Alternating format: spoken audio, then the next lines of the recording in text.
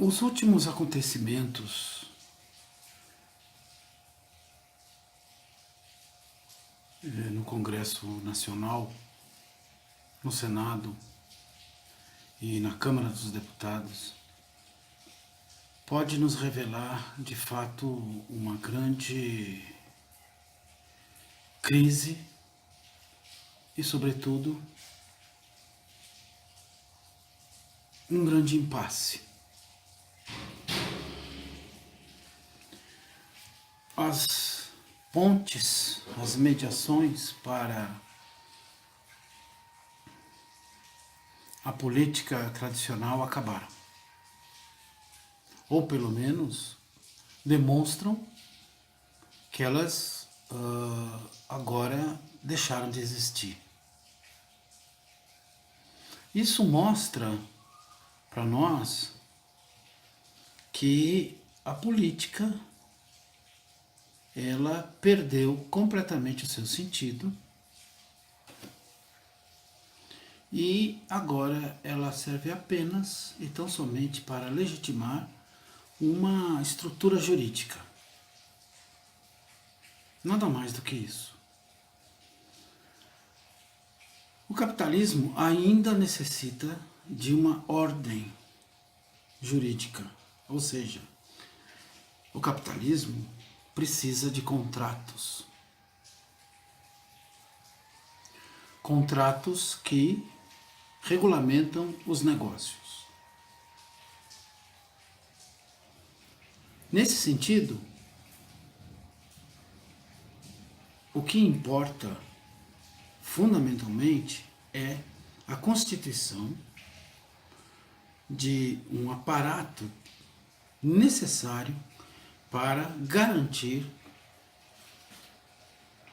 direitos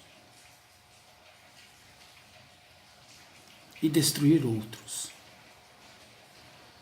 Todo contrato de base econômica tem dois aspectos. De um lado, inclui direitos e de outro lado, exclui direitos. Isso é muito importante de nós entendermos porque qualquer atividade econômica dentro do capitalismo necessita de um contrato, mesmo que seja um contrato verbal. Mas ainda, os negócios, todos eles são feitos baseados em contratos. O contrato não deixa de ser um acordo, mas é um acordo que determina direitos e exclui outros. No caso, uma vez que a política desmoronou, entrou em colapso, não por si, mas pela própria crise do capitalismo, e uma vez que ela foi desmoralizada,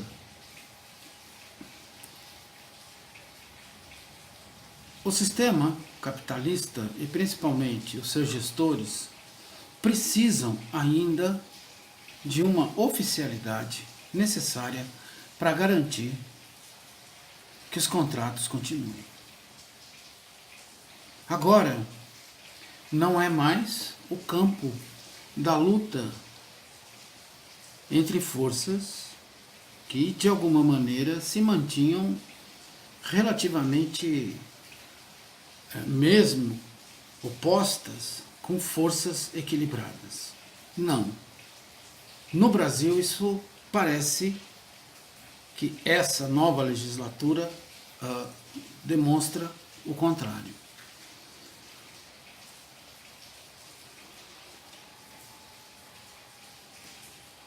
Qual a consequência disso? A consequência disso é que agora nós estamos diante de uma nova etapa da luta política em que outros direitos passam a ser defendidos de forma ideológica. os direitos de uma parte contratante, em detrimento da outra parte. O direito daqueles que contratam os trabalhadores. Então, a ideia, o objetivo é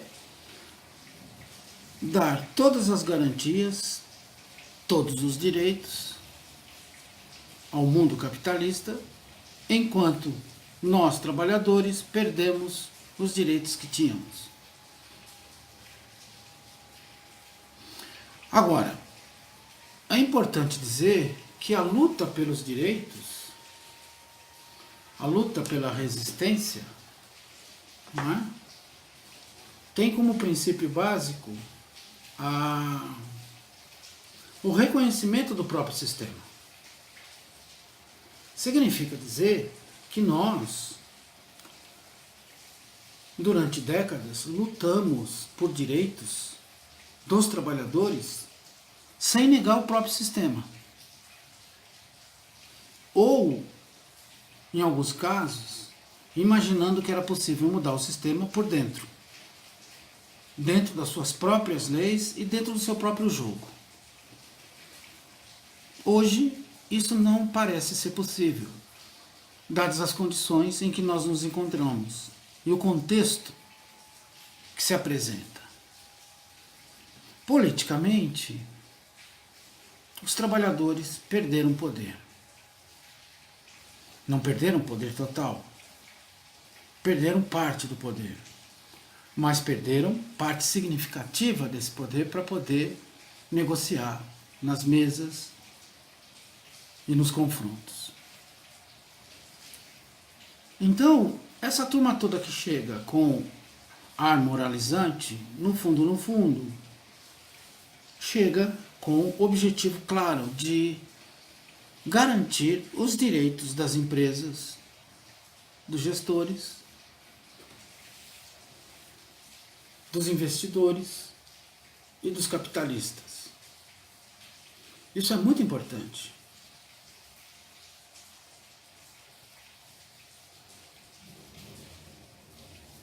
Continua uma luta política por direitos, mas agora são direitos que levam em conta os interesses daqueles que detêm o capital, que detêm o poder de contratar, de admitir, de demitir trabalhadores. Nós temos que entender esse processo porque a classe trabalhadora como um todo, nós trabalhadores como um todo, estamos completamente fragmentados, né? Uma vez que a maioria dos trabalhadores hoje está no setor do comércio e dos serviços, nós perdemos, por conta da pulverização, a capacidade de mobilizar por baixo e garantir, a partir dessa mobilização, uma capacidade política de pressão. A consequência disso é que, ao longo de 5 anos, 6 anos, mais ou menos, houve um bombardeio muito grande sobre a sociedade brasileira com o intuito de refazer a ideia de direitos, mas refazê-la com sentido contrário. Então, nós não temos condições hoje de garantir, pelo menos no Congresso Nacional, uma fatia do poder que possa se contrapor a essa avalanche que chega e que tem como princípio a obediência e é conduzida, essa massa de parlamentares é conduzida praticamente por uma estrutura de pensamento. Já era antes, evidentemente, mas ainda havia alguma margem de manobra, de negociação, de pressão. Não é? Agora, nós estamos realmente num cenário muito árido. E, evidentemente, totalmente perigoso para nós, trabalhadores. Não é? Não há como negar esse perigo. Ele existe, ele está presente, porque essa turma que chegou ao Congresso totalmente atabalhoada, com